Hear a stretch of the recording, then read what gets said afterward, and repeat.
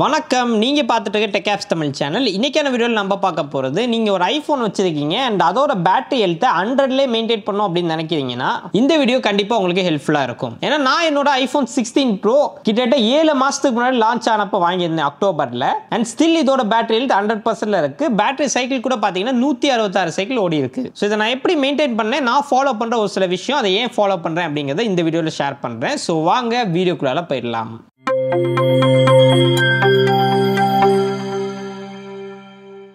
Okay guys, இப்போ first விஷயம் wireless charging பண்ணுறது. இந்த தப்பை பண்ணிடாதீங்க. பிகாஸ் நான் ஐஃபோன் 15 யூஸ் பண்ணிட்டு இருந்தப்ப வயர்லெஸ் சார்ஜிங் அதிகமாக யூஸ் பண்ணுவேன். ஸோ அதனாலே என்னமோ தெரியல, இந்த ஐஃபோனோட பேட்டரி ஹெல்த் சீக்கிரமே ட்ராப் ஆயிடுச்சு. இதே 7 மந்த்ஸில் இதோட பேட்டரி ஹெல்த் 89% அந்த ரேஞ்சில் தான் இருந்துச்சு. ஸோ ஏன் வயர்லெஸ் சார்ஜிங் பண்ணக்கூடாது அப்படின்னு கேட்டிங்கன்னா, இதுக்கு பின்னாடி ஒரு சாலிடான ரீசன் இருக்கு.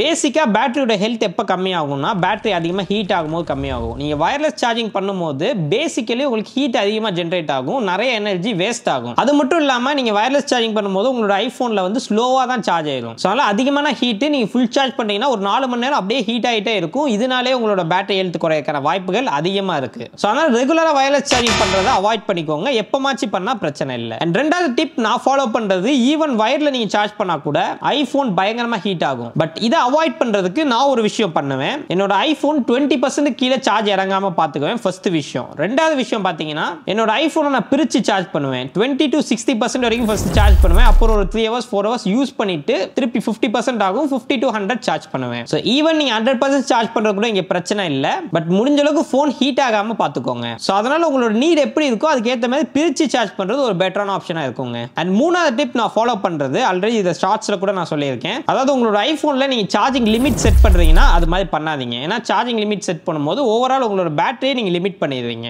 80% தான் நீங்க சார்ஜ் பண்றீங்க, 80% மேல நீங்க உங்களோட பேட்டரி யூஸ் பண்ணவே இல்லை. ஸோ இன்ஸ்டெட் நீங்க லிமிட் ஃபுல்லா 100% வச்சுட்டு ஆப்டிமைஸ் சார்ஜிங் ஒரு ஆப்ஷன் இருக்கும், அதை ஆன் பண்ணிக்கோங்க. இதை நீங்க ஆன் பண்ணிட்டீங்கன்னா உங்களோட ஐபோன் 0 to 80% ஃபாஸ்டா சார்ஜ் ஆகும். 80%க்கு அப்புறம் 80 to 100 உங்களுக்கு ஸ்லோ சார்ஜ் ஆகும். ஸோ இதனால ஹீட் கம்மியா ஜென்ரேட் பண்ணும். உங்களோட ஐபோன் ஆட்டோமேட்டிக்கா உங்களோட சார்ஜிங் பேட்டர்ன் அனலைஸ் பண்ணி விடிய காலையில உங்களுக்கு 100% சார்ஜ் ஏறுற மாதிரி ஸ்லோவா சார்ஜ் பண்ணும். ஸோ இதனால நீங்க உங்களோட ஐபோன் 100% ஃபுல்லா சார்ஜ் பண்ணிக்கலாம், உங்களோட பேட்டரி ஹெல்த்தை ரெடியூஸ் பண்ணாம. அண்ட் நாலாவது டிப், ஓவர் சார்ஜ் பண்ணவே பண்ணாதீங்க. ஏன்னா நிறைய பேர் என்ன திங்க் பண்ணுவாங்கன்னா, உங்களோட ஐபோன் ஆட்டோமேட்டிக்கா 100% அப்புறம் ஆட்டோ கட் ஆஃப் ஆயிரும் நினைப்பாங்க. உண்மையிலே அது கட் ஆஃப் ஆகும். பட் என்ன நடக்கும்னு பார்த்தீங்கன்னா, ஐபோன் வந்து அதே 100% ரீடைன் பண்றதுக்கு ட்ரை பண்ணும். அதனால சார்ஜ் ஆகிட்டே இருக்கும். 100% கீழே வர விடாது, ஸ்லோ சார்ஜ் நம்மளுக்கு ஆகிட்டே இருக்கும். ஸோ இதனாலேயுமே ஹீட் அதிகமாக ஜென்ரேட் ஆகும். நீங்க ரெகுலரா இதை பண்றீங்க, ஓவர் சார்ஜ் பண்றீங்க அப்படிங்கிற பட்சத்தில் கண்டிப்பா பேட்டரி ஹெல்த் ரெடியூஸ் ஆகிறதுக்கு அதிகமான வாய்ப்புகள் இருக்கு. ஸோ அதனால 100% சார்ஜ் பண்ணுங்க, தப்பு இல்லை. பட் 100 வந்த உடனே ஆஃப் பண்ணி போனை எடுத்து வச்சிருங்க. ஸோ இப்போ நெக்ஸ்ட் டிப் நம்பர் 5 என்னன்னு பார்த்தீங்கன்னா, உங்களோட ஐபோனை எப்பவுமே கூலா வச்சுக்கோங்க. கூல்னா எடுத்து கொண்டு போய் ஃப்ரீசர்ல வைக்கிறது கிடையாதுங்க.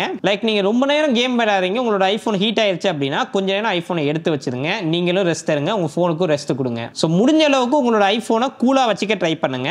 அவ்வளவுதாங்க. இதை நீங்க ரெகுலரா ஃபாலோ பண்ணாலே ஐபோன் மட்டும் இல்ல, எந்த போன்லயுமே பெஸ்ட் பேட்டரி ஹெல்த் அச்சீவ் பண்ண முடியும். ஸோ எப்பயுமே உங்களால 100% பேட்டரி ஹெல்த் அப்படிங்கிறது மெயின்டைன் பண்ண முடியாது. ஏன்னா பேட்டரி ஹெல்த் அப்படிங்கிறது நீங்க யூஸ் பண்ண ஆட்டோமேட்டிக்கா குறையும். பட் இந்த 5 விஷயத்தை ஃபாலோ பண்ணீங்கன்னா பேட்டரி ஹெல்த் குறையறத கொஞ்சம் தள்ளி போடலாம். அண்ட் ஆல்சோ நிறைய பேர் கேட்கிற கேள்வி, என்னோட ஐபோன்ல எப்படி ப்ரோ சீக்கிரமே பேட்டரி ஹெல்த் குறையுது அப்படிங்கிற கேள்வியை கேட்குறீங்க. ஸோ அதுக்கு வந்து ஒரு சாலிடான ரீசன் இருக்கு. அதுதாங்க பேட்டரி சைக்கிள். இப்போ ஒரு பேட்டரி சைக்கிள்ங்கிறது எப்படி கவுண்ட் ஆகும்னா, நீங்க 100% இருந்து 0% வரைக்கும் ட்ரெயின் பண்றது ஒரு சைக்கிள்னு கவுண்ட் ஆகும். அது நீங்க ஃபுல்லா 100 இருந்து 0 வரைக்கும் ட்ரெயின் பண்ணணும்னு அவசியம் கிடையாது. நீங்க பாதியாவும் பண்ணிக்கலாம். இப்போ எக்ஸாம்பிளுக்கு 50% வரைக்கும் ட்ரெயின் பண்றீங்க, அதுக்கப்புறம் ஒரு 50% சார்ஜ் பண்றீங்க, திருப்பி 50% ட்ரெயின் பண்றீங்க அப்படின்னா அது ஒரு சைக்கிளா நம்மளுக்கு கவுண்ட் ஆகும். ஸோ இந்த மாதிரி கிட்டத்தட்ட நீங்கள் 1000 சைக்கிள் சார்ஜ் பண்ணாதான் உங்களோட புது ஐஃபோன், அதாவது லேட்டஸ்ட் ஐஃபோன் 15 சீரிஸுக்கு அப்புறம் வந்த எல்லா ஐஃபோன்லையும் உங்களுக்கு 80% பேட்டரி ஹெல்த் அப்படிங்கிறது காட்டும். ஸோ இது வந்து புது ஐஃபோன்ஸுக்கு. பட் நீங்கள் பழைய ஐஃபோன் வச்சிருக்கீங்க, ஐஃபோன் 11 வச்சிருக்கீங்க, 12 வச்சிருக்கீங்க, 13 வச்சிருக்கீங்க, இல்லை 14 வச்சிருக்கீங்க அப்படின்னா உங்களுக்கு அது கிடையாது.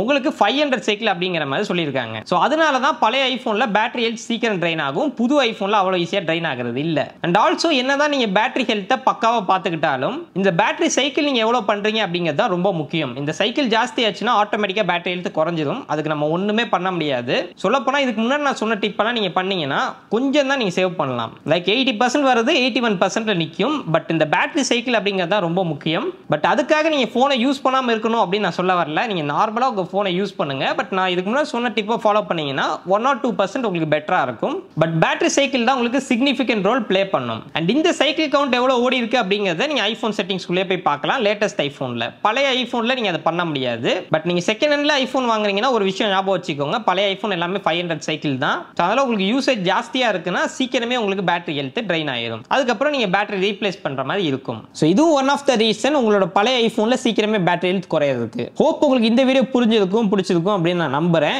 இதே மாதிரி பேட்டரியோட ஹெல்த் எனக்கு கம்மியாயிடுச்சு, பட் எப்படி இன்க்ரீஸ் பண்றது அப்படின்னு கேட்டீங்கன்னா அதுக்கு ஒரு சில வழிமுறைகள் இருக்கு. அண்ட் செகண்ட் ஹேண்ட் ஃபோன் வாங்கும்போது கூட சில பேர் ஏமாந்து வாங்கிடுறாங்க 100% பேட்டரி ஹெல்த் இருக்கு அப்படின்னு சொல்லிட்டு. அதை எப்படி செக் பண்றது, எப்படி பேட்டரியோட ஹெல்த்தை இன்க்ரீஸ் பண்றது அப்படிங்கிறதுக்கு உங்களுக்கு செப்பரேட் வீடியோ வேணும்னா கீழே கமெண்ட் பண்ணுங்க, கண்டிப்பா போஸ்ட் பண்றேன். அண்ட் இதே மாதிரி நிறைய இன்ட்ரெஸ்டிங்கான வீடியோஸ் பார்க்கறதுக்கு நம்ம சேனல் சப்ஸ்கிரைப் பண்ணி பக்கத்துல உள்ள பெல் ஐகானை பிரஸ் பண்ணிக்கோங்க. அண்ட் மீண்டும் ஒரு தகவல் சந்திக்கிறேன். நன்றி, வணக்கம்.